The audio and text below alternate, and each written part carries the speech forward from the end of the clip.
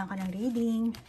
At as usual po, yung intention ko sa paggawa ng video ito, naway mabigyan ko po kayo ng kamalayan, ma-heal niyo ang inyong sarili at magkaroon po kayo ng self-love.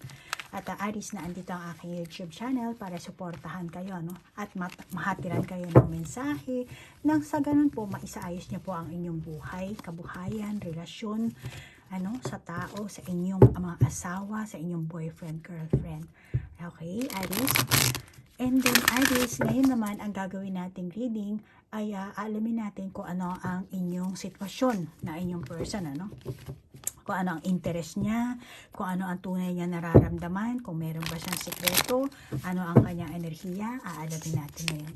At Aries, ikaw nang bahala mag-adjust sa iyong gender, sa iyong edad, at kung sa tingin mong vice versa, then ikaw na rin ang mag-adjust, Hindi po ito reading para sa isang Aries, kaya paki-adjust na lang po. At Aries, kung gusto mo ng personal reading, kontakin mo lang ako. At ipinapop up ko naman po ang aking email address at ang aking FB account. Meron din po akong link ng FB account ko. At yun, mag-jump in ka na lang doon para mas mabilis. Okay.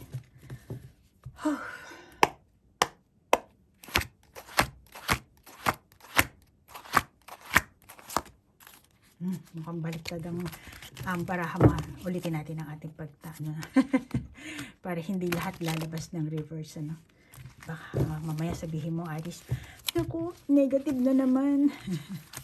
Okay. Ayan ha, binalasa ko na ha, Aries. Ikaw nang bahala dyan, ha. Oops, lumabas na siya.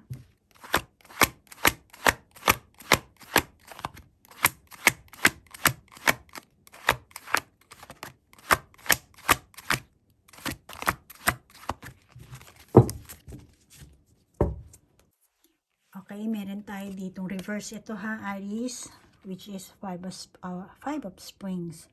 Opposing goals arising from differing opinions, feeling at odds with yourself or others. Overly ambitious people. And then, life experience, let go of belief systems that no longer work for you, and an important life-changing event, a situation that leads to significant opportunities. Okay, and then, upright. Five of Autumn, reach out to others for assistance. Poor timing for a career change, feeling challenged by money issues. And then, upright then, Six of Autumn, the good due to comes back to you. An unexpected inflow of money, borrowing wisely or repaying a debt. And then, reverse siya, pero babasahin natin upright. Two of Spring, a bright future manifested through hard work and creativity, partnering with others who share your dreams, great progress being made, which is reverse siya. Okay, so dito sa barahan natin, alamin natin ang enerhiya ng iyong person. So, Aries, etong person mo, masasabi ko na mahusay siyang magtago ng kanyang saloobin. Kahit tanungin mo siya, hindi niya sasabihin talaga. Mga sikreto. May mga sikreto rin siguro ito, At tingin ko, pagdating naman sa trabaho, hard worker ito. Hard worker, pero nagtitiis siya sa ginagawa niya. Maaring may hinihintay lang siya, kaya hindi siya makaalis-alis o hindi niya matalikuran, For example, naghihintay lang siya na matapos yung kanyang term, kung anong term, kontrata, ganyan, At pag natapos na, aalis na siguro siya dyan, Tingin ko nagtitiis lang itong person mong ito. At tingin ko itong person mo, ginagampanan niya ang kanyang tungkulin. Kung ano man ang tungkulin ng meron siya, let's say nanay, tatay, or bilang isang karelasyon, tingin ko naman ginagampanan niya yan. At kailangan niyang gampanan. Malamang na meron pang mga nakapatong sa kanyang responsibilidad, obligasyon, mga alituntunin, mali yung Tagalog ko, sorry. At saka, tingin ko ito person mo, tapat niya na magginagawa, yung dapat niyang gawin. At tingin ko, Aries, maraming tawang humahanga dito sa person mo ito. Kasi yung obligasyon na hindi niya dapat na, hindi naman kailangan pang akuin, gawin, nakakita ko na inaako niya. Kasi parang, sige ako nalang gagawa ako ng ganito, ganyan. Tingin ko aakuin niya. Tutuparin niya. Let's say, nagbitaw siya ng promise, tutuparin niya. Gagawin at gagawin niya. Yung lahat ng mga binitawan niyang salita, meron tong word of honor. Gagampanan niya yon. Tingin ko, loyal din itong person na to, no? Loyal, loyal pero stubborn to. Matigas ang ulo. At ang gusto niya kasi, yung secure, lalo na pagdating sa isang relasyon, Yung iba sa inyo, tapat, pero talagang super matigas ang ulo na, baka yung iba sa inyo, manliligaw nyo pa lang to, Aries, pinopormahan pa lang kayo nito. Pero, ganun ang masasabi kong likas na ugali nito. Yung kanyang likas na enerhiya, masipag, matyagang tao, at sa nakakita ko, itong person mo, Aries, mapagkakatiwalaan, matatag siguro sa trabaho niyan, napagkakatiwalaan ito, no? Kahit na kung minsan pagod na siya, trabaho, pagod na, tapos yung sa mismong buhay niya, Tsaka, ang policy kasi nito, Iris, na matigas ang ulo, pero talagang, ang niya, mapagkakatiwalaan siyang tao. Siya mismo ang niya, mapagkakatiwalaan mo ko, Aries, ganyan. At saka dedicated partner ito, Aries. Mahirap baguhin ang isip ng taong ito. Sa yung iba pang, masasabi ko, negative side niya. Kung meron kang tawag doon, gusto ko ganito, iduduldul sa kanya. Tingin ko hindi siya ganun. Kailangan mo siyang, ang tawag doon, kailangan merong solid na reason para mapabago mo yung kanyang isipan. Kasi matigas nga ang ulo nito eh. Tawag dito, malalim ito magmahal. Maasahan mo to, Aries. Kaya nga lang, kulang ito kasi sa excitement. So, ang gusto niya kasi, commitment, stability, at saka, pagdating sa love life, talagang gusto niya secured. Kaya, Aries, kung itong person na to is manliligaw mo pa lang, masasabi ko na mapagkakatiwalaan mo naman to, at hindi ka naman ito lolokohin. Hindi ka naman sasaktan. Yun nga lang, may pagkamatigas nga talaga ang ulo nito. Kung yung iba sa inyo, manliligaw pala. Pero kung mag-asawa na kayo, then tingin ko, magiging problema nyo yan. Alamin natin kung saan siya nagkakaroon ng interest, ano ang kinaiinteresan niya sa buhay niya, sa inyong samahan. Kung ano naman na meron siya ngayon sa kanyang kaganapan sa buhay niya.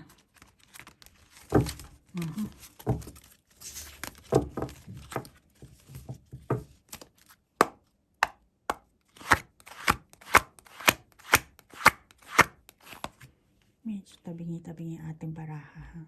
Pasensya na. Ayan.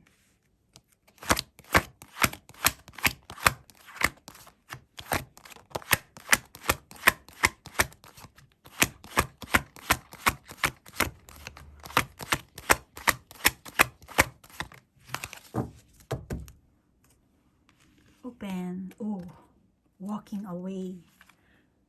The world. And then, angel balance. Man holding a coin. And then, door to spirit. Door to spirit. Door to spirit. Okay. Mukhang masayahin naman itong taong ito. Mukhang masayahin. Ito yung taong successful sa buhay. Or interesado siya sa taong successful. At yung taong mayroong mga positive vibes. Yun ang siguro ang gusto ng taong ito. Mas malamang na yung mga ganong klaseng tao ang gusto niya makasama, na which is nagbibigay din sa kanya ng magandang positive vibes, motivation, inspirasyon. Kaya malamang na may pangarap itong person mo, Aries. Pangarap na umasenso, pangarap na maging successful sa work, kung ano man ang ginagawa niya, makabili ng bahay, sasakyan siguro. At tingin ko naman, inspired siya kung ano man ang ginagawa niya ngayon. Yun naman ay dahil puno siya ng pag-asa talaga, at tingin ko focus lang siya sa kung ano yung goal na yung nais niyang mapasa kamay, nais niyang matamo. Yun ang nakakita ko dito sa person na to. Yun ang doon gumugulong ang kanyang enerhiya. At naniniwala siya sa sarili niya na mapapasa kamay niya yun, magtatagumpay siya, mga pangarap niya. Kung yung iba sa inyo, Aries, itong person na to, nanliligaw pa lang sa'yo, umaasa siya, naniniwala siya na mapapasagot ka niya, magiging sa kanya ka, magiging kayo, magiging asawa ka. Doon siya naniniwala, which is tingin ko, very positive thinking itong taong to sa kabila ng matigas ang ulo niya, which is positive thinking naman siya. At interesado din kasi siya sa may kaligayahan at may pagmamahalan na isang relasyon. Yun ang pinaka masasabi kong goal nito, ng taong ito. Yung tunay na relasyon ang hinahangad nito. Hindi yung relasyon lang. Hindi siya ganun. Hindi ko alam kung anong gender ng person mo, Aries. Pero if ever na magkakaroon siya ng karelasyon, ang gusto niya kasi yung meron kayong parehong vibes tulad sa kanya. Kung mataas ang motivation niya, kailangan ganun ka rin. Kung siya ay happy-go-lucky, meron din siyang ganung klaseng expectation sa'yo. At naniniwala siya na magiging masaya ang buhay niya, mapapasaya ka niya. At saka, Aries, kapag ang taong ito, makakarelasyon mo, masasabi ko na kailangan, ang gusto niya kasi, pareho kayo ng pangarap sa buhay, pareho kayo ng merong goal, pareho kayo doon mag-focus, pareho kayo ng hobby, pareho kayo, as much as possible, pareho kayo ng trabaho, yung iba gusto, kasi oras at alam niya kung saan ka naroon. Kaya nga may ugali itong matigas ang ulo kasi parang gusto niya siya yung masusunod. Pero ang tanging hangad niya, kung ano man ang kanyang mga ginagawa sa buhay, ang gusto niya, maiintindihan nung taong makakarelasyon niya or maiintindihan mo siya, Aries. Yun ang hinahangad nitong person na to. Hindi ko alam kung ilang taon nitong person mo pero ang nakakita ko sa kanya, puno talaga siya ng pag-asa. At kapag ang isang tao, may feeling siya na hindi siya magkiklik dito sa taong ito, tingin ko hindi talaga siya magpapaligaw, manliligaw, o hindi siya magpapapansin, hindi talaga siya makikipagrelasyon. Talagang relasyon talaga. Hindi. Dahil hindi yun ang hanap niya. Wala siyang interest sa ganong klaseng tao. Kahit na sabihin mong maganda, gwapo, mayaman, yung taong yun, kung sino man yun, or let's say ikaw, Aries, ganyan ang mo, ang estado mo, kahit na type ka pa niya sa panlabas na itsura mo, pero meron siyang pakiramdam na hindi kayo magkiklik, then hindi ka nito papansinin, Aries. Hindi siya magpapaligaw sa'yo, hindi siya manliligaw sa'yo, at mas lalong hindi siya papasok sa isang relasyon na wala kayong parehong vibes. Ganon. Kaya matigas ang ulo nito. In that way, matigas ang ulo yan. Kaya yan ang sinasabi ko sa baraha. Okay, kasi ang katigasan naman ng ulo ng tao, sari-sari. Depende na lang kung ano ang paniniwala mo dyan. Pero sa nakakita ko, ganon. Meron siyang sariling rules and regulation. At para sa ang mensahe ng baraha, doon, matigas ang ulo niya. Kaya kahit na type ka niya, panlabas, kung ano man ang itsura mo, mauuwi na lang siguro sa crush. At malamang yung iba sa inyo, ganun talaga lang ang kalalabasan. Hanggang doon na lang. Kasi itong person na to, ang gusto niya, yung meron talaga siyang makakita sa taong yun, na kung ano man yung sinet up niya, kung ano yung meron siyang interest, anong meron siyang sinet up na quality. May ganun siyang pag-uugali kasi. Kaya talaga matigas ang ulo ng tao ito. At takot din siya makipagsapalaran. Kaya, yung kanyang paniniwala, dapat yun ang masusunod, yun ang susundin. At dapat, kung magkarelasyon na kayo, yun ang dapat mong paniwalaan. Yun ang gusto ng person na to. Malamang iba sa inyo, Aries, baka tinalikuran nyo to dahil nga hindi nyo nakayanan ng ang pag-uugali niya, yung kanyang rules and regulation, yung kanyang patakaran, kuha tayo ng ang tawag dito, confirmation sa mga baraha mo.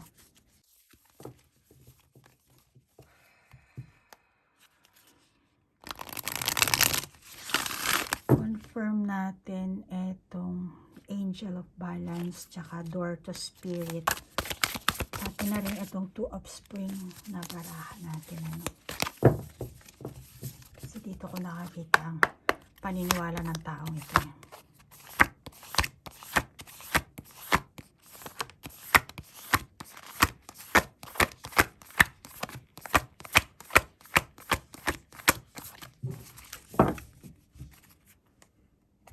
Ayan.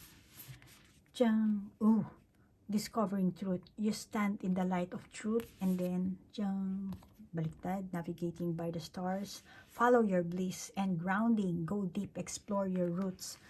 Okay? Alam mo, Aries, for example lang kayo nitong person na to, no? Alam mo, itong taong to, wala siyang ibang interest kundi ikaw lang. Okay? Ikaw lang ang gusto niyang, ikaw lang iniisip niya, ikaw lang ang laman ng utak niya. Sa ilang talaga siya papunta rito. Wala siyang ibang pupuntahan kundi ikaw lang. Ikaw lang ang mamumulaklak. Para sa kanya, ikaw ang yung magandang bulaklak.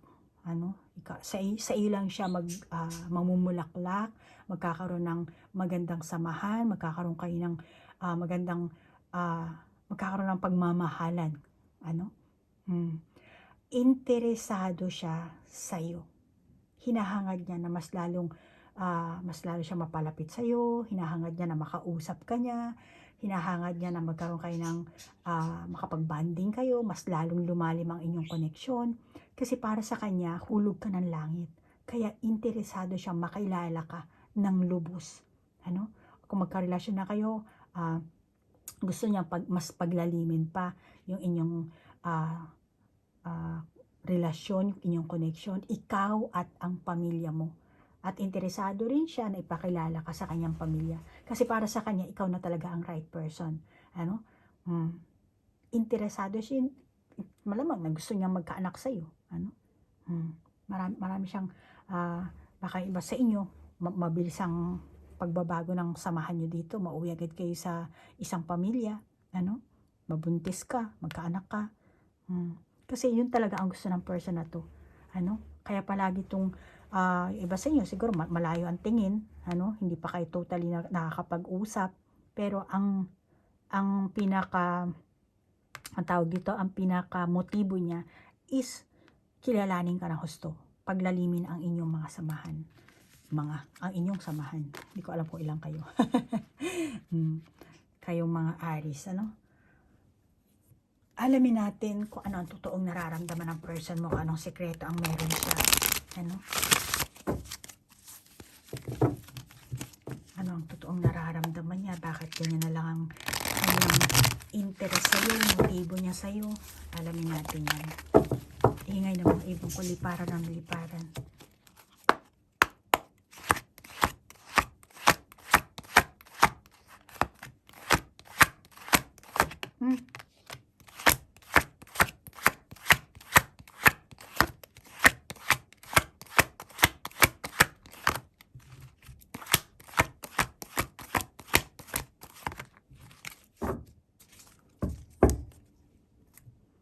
Ito na, lumalabas na sacral chakra. Actually, ang sacral chakra kasi, emosyon niya to eh. So, meron talagang gusto siyang i-express na emosyon niya, nararamdaman niya para sa iyo. Strengthening bond. See? Lumalabas talaga. Gusto niyang paglalimin ang inyong samahan. Nurture. Spread your wings. And then lead. Talagang siya, gusto niyang siya ang masusunod, Kaya depende ito sa iyo, Aries, kung sa tingin mo, matigas ang ulo talaga nito, Depende. Kahit naman sabihin mong matigas ang ulo ng person na to, kung tanggap mo naman, then tingin ko, wala kayong problema dito. At itong person na to, ang totoong nararamdaman niya sa'yo, no? Malamang na takot itong maiwan mag-isa. Takot mag-move forward. Kaya nga gusto niya talaga nito, pagtibayin niyo ang inyong samahan. Yung emosyon niya kasi, baka yung iba talagang hindi niya ma-balance yung kanyang emosyon, takot mag-move forward. Kaya kapag hiniwalayan mo to, Aries, malamang na maging stalker mo to. Mag-stalk to sa'yo, Aries. Sige ka, lagot ka. Kasi takot itong mawala ka. Takot itong mapag-isa. Malamang na if ever na maghiwalay kayo nito, Aries, tingin ko, matagal pang panahon bago niya mahil ang kanyang sarili. Bago niya matanggap yung kung ano man ang magiging desisyon nyo sa isa't isa. Pero bago mangyari yan, hindi siguro ito papayag na magkahiwalay kayo. Hindi siguro to papayag na, let's say, break up mo siya or binasted mo siya once, oo. Pero babalik ito sa'yo, manliligaw ulit. Hindi ko lang alam kung ilang years, pero 1, 2, 3, 2, 4, 1, 2, 3, step by step ang gagawin itong ang gagawin niyang pamamaraan. Maaaring yung iba sa inyo, Aries, bata-bata ka pa. So, hintayin nila niya sa pagtanda mo, pag medyo nag-mature ka na, babalik to. Kaya step by step, 1, 2, 3, paunti-unti ang pag-approach na gagawin ito. Hindi lahat yung iba sa inyo. At very clingy, very attached itong person na to. Kaya kung naging karelasyon mo itong person na ito, Aries, tingin ko, hindi ka talaga nito makakalimutan. Hindi ka nito makakalimutan. Or, nakakaranas siya ng takot na makipagrelasyon muli. May dalang takot. Kaya tingin ko, ang sikreto nito, patago ka nitong sinusubaybayan. Baka sa social media, kinicheck ka nito, yung mga post-post mo, or kahit sabihin mo, blinak mo siya, siguro meron pa siyang ibang paraan na ginagamit para ma-update siya sa mga activities mo. At tinan mo naman, pinupukpok niya, ganyan siya. Kaya marami tong agenda, hidden agenda, para lang sa kanyang emosyon, sa kanyang kagustuhan. Na hindi ko naman sinasabing manipulative itong taong to, pero naandun kasi yung kanyang pagmamahal, yung hindi niya makontrol na emosyon niya. At saka pwede rin ito maging vice versa, ha, Aries. Baka yung iba sa inyo, ikaw ang nag-i-stalk sa kanya, kaya binablock ka niya. Or kung anong pagtatago, pag-iingat ang ginagawa ng person na ito, Aries, Kasi nakakaramdam sa inyo ng kakaiba. Takot or pag-aalala na baka kung anong gawin mo. Kaya yung mga binabalak niyang gawin, sinisikreto niya, hindi niya pinapaalam. Pero alam mo, Aries, itong person mo, malamang na hindi pa ito ganap na mature, yung iba sa inyo, hindi lahat.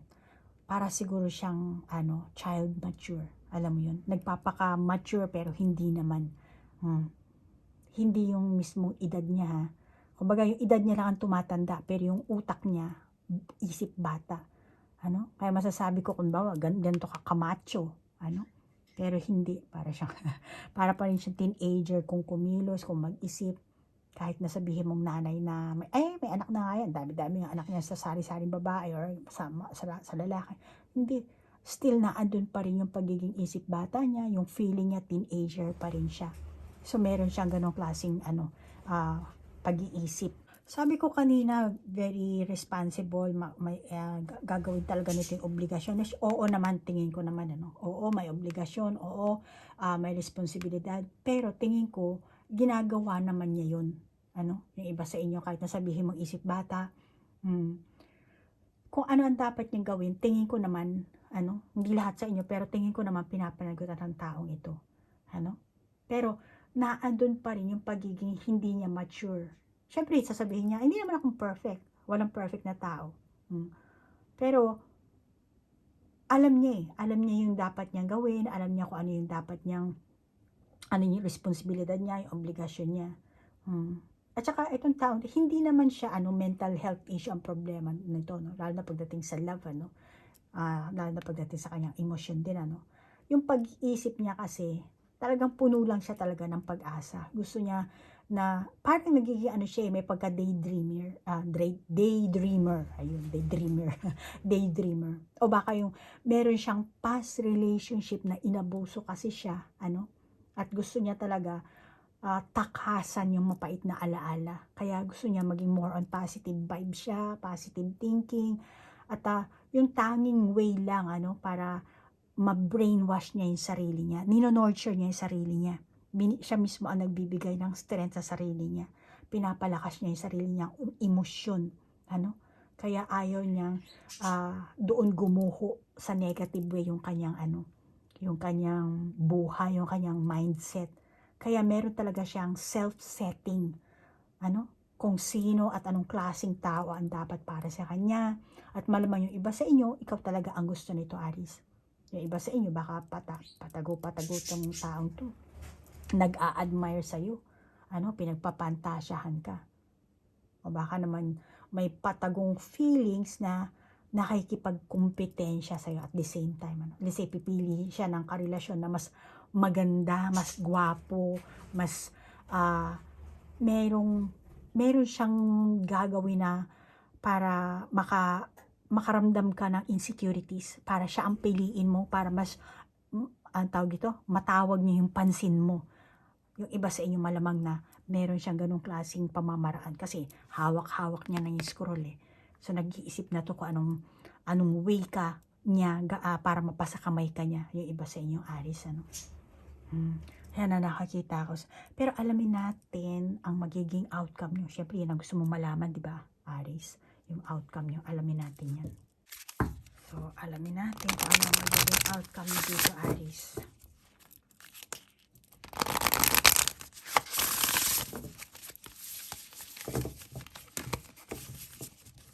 Ano ang magiging outcome ni Aries at itong person na to?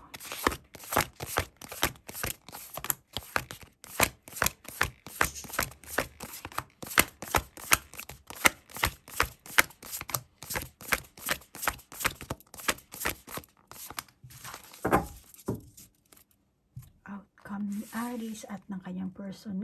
Clarity.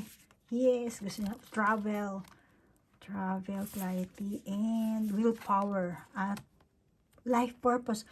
Asa na yan? Life purpose at saka life experience. Okay. Willpower, clarity.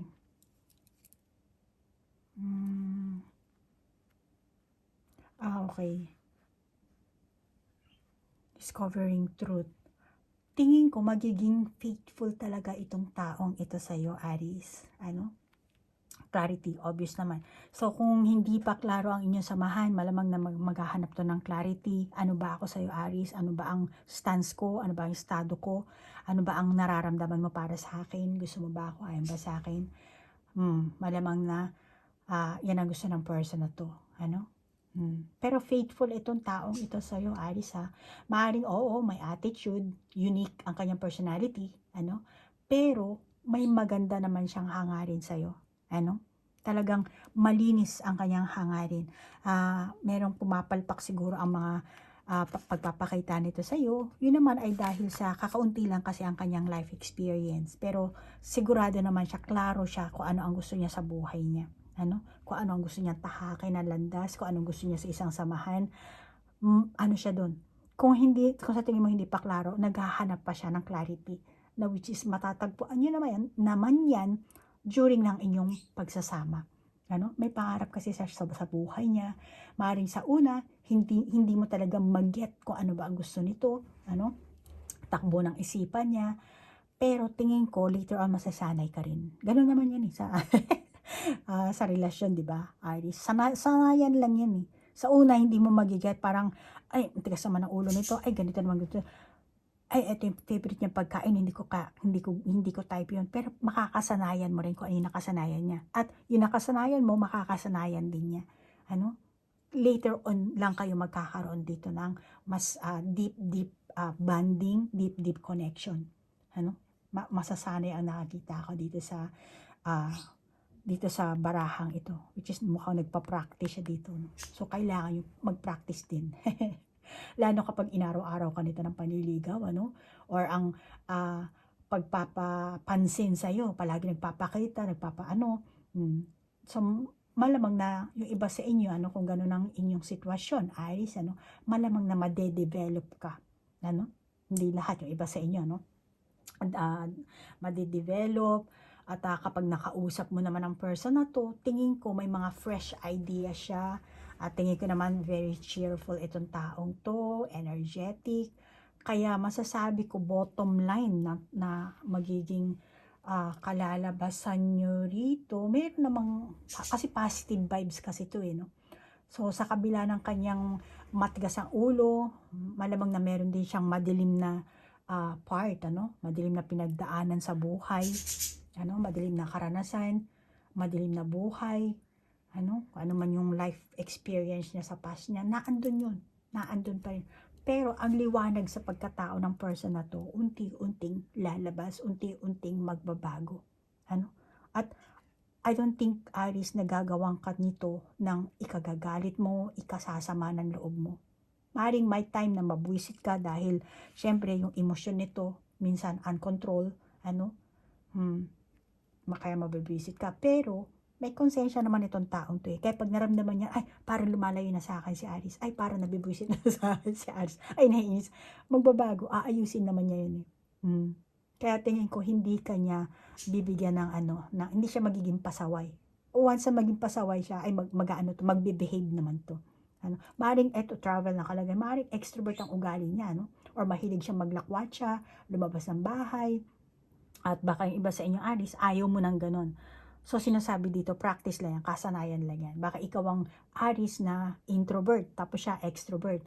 So, different kayo, di ba? Pero masasanay naman kayo sa isa't isa. Ito sinasabi sa inyo ng baraha. At yun din ang gustong maranasan ng person na to. Yung kakaiba sa kanya na isi-switch niya or siya mismo mag-a-adjust. Yung kakaibang samahan na never niya pang naranasan sa past niya. So gusto niya ng experience, life experience, at more life purpose ang hanap din niya. At itong energy na ito, Aries, itong person mo, maaring dati, ngayon, or baka ngayon palang magaganap sa inyo, yung iba, Kaya, Aries, paki-adjust dahil general ito, Hindi lang ito para sa isang Aries. Yung edad mo, yung gender mo, at yung sitwasyon nyo. Kung sa tingin mo naka-resonate ka, then take it. Kung hindi naman, just leave it. Kung meron ka sariling validation sa baraha, then Aries, ikaw ang mag-validate. Okay? At Aries, nagpapasalamat ako sa like, share, comment, at sa oras na inilaan nyo. Hanggang dito na lang. Namaste po. Bye-bye.